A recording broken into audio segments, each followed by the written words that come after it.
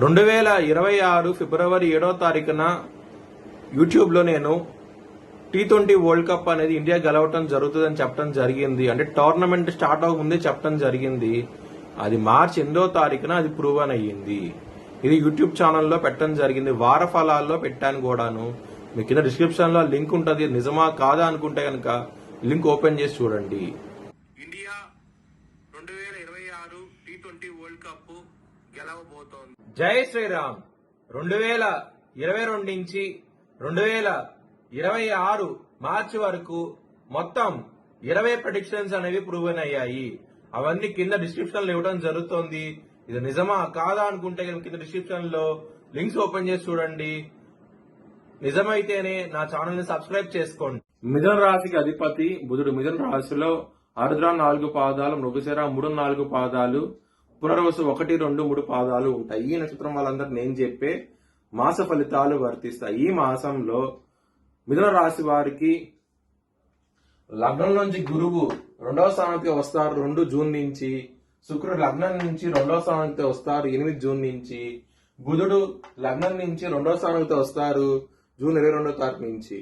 వ్యయస్థానంలో రవి లగ్నంలోకి అయితే వస్తారు 14 జూన్ నుంచి. లాభస్థానంలో కుజుడు వ్యయస్థానానికి వస్తారు జూన్ 22వ తారీఖు నుంచి. దశమ స్థానంలో శని ఉంటారు, 9వ స్థానంలో రాహు ఉంటారు, తృతీయ స్థానంలో కేతు ఉంటారు. ఇది గ్రహస్థితి. మిథున రాశి వారికి కుటుంబ పరంగా చాలా చాలా బాగుండబోతోంది. ఎందుకంటే గురువు గారు కర్కాటక రాశిలో చాలా బలంగా ఉంటారు. మరి 2వ స్థానం అంటే ధనస్థానం, కుటుంబ స్థానము. ఆ స్థానంలో ఉన్నప్పుడు గురువు గారు చాలా చాలా మంచి ఫలితాలు ఇస్తారు. చాలా ఆనందంగా అవుతూ ఉంటారు కుటుంబ సభ్యులతో. ధనం కూడా పెరిగే అవకాశము ఈ మాసం నుంచి స్టార్ట్ అయ్యే అవకాశం ఎక్కువగా ఉంటది. చాలా చాలా సంతోషంగా అవుతూ ఉంటారు. లవర్స్ కి చాలా బాగుండబోతోంది. ఇక్కడ పంచమాధిపతి అయిన శుక్రుడు 2వ స్థానానికి వస్తారు జూన్ 8వ తారీఖు నుంచి. చాలా బాగుంటది. మీ కుటుంబ సభ్యుల్లో మీకు లవర్ వచ్చే అవకాశం ఎక్కువగా ఉంటది. చాలా సంతోషంగా అవుతూ ఉంటారు. హెల్త్ పరంగా మాత్రం 21 జూన్ నుంచి మాత్రం సమస్యలు అయితే అధికంగా ఉంటాయి. చాలా జాగ్రత్తగా ఉండండి. 6వ స్థానాధిపతి అయిన కుజుడు వ్యయ స్థానానికి అయితే వస్తారు. చాలా జాగ్రత్తగా ఉండాలి. ముఖ్యంగా బీపీకి సంబంధించిన ఫ్లక్చుయేషన్స్ వచ్చే అవకాశం ఉంటది. కొంచెం జాగ్రత్తగా ఉండండి. ఎవరికైతే జన్మ జాతకంలో దశలు అంతర్దశలు యోగించకుండా ఉంటాయో వారికి మాత్రమే ఆరోగ్యపరంగా సమస్యలు వచ్చే అవకాశం ఎక్కువగా ఉంటది. బిజినెస్ పరంగా చాలా బాగుండబోతోంది. ఈ మాసం అనేది ఎటువంటి సమస్యలు అయితే పెట్టుబడి ఎక్కువ పెట్టండి, మంచి లాభాలు చూస్తారు.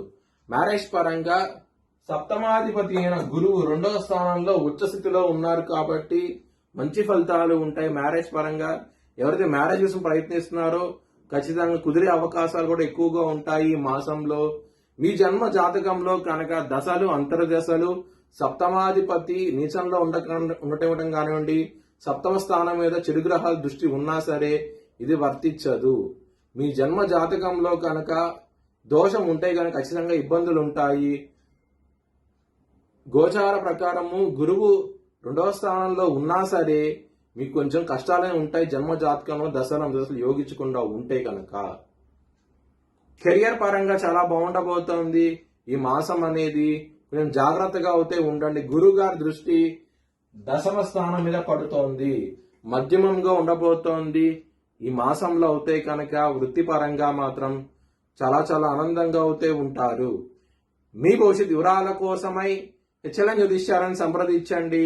Please like, share and subscribe my channel.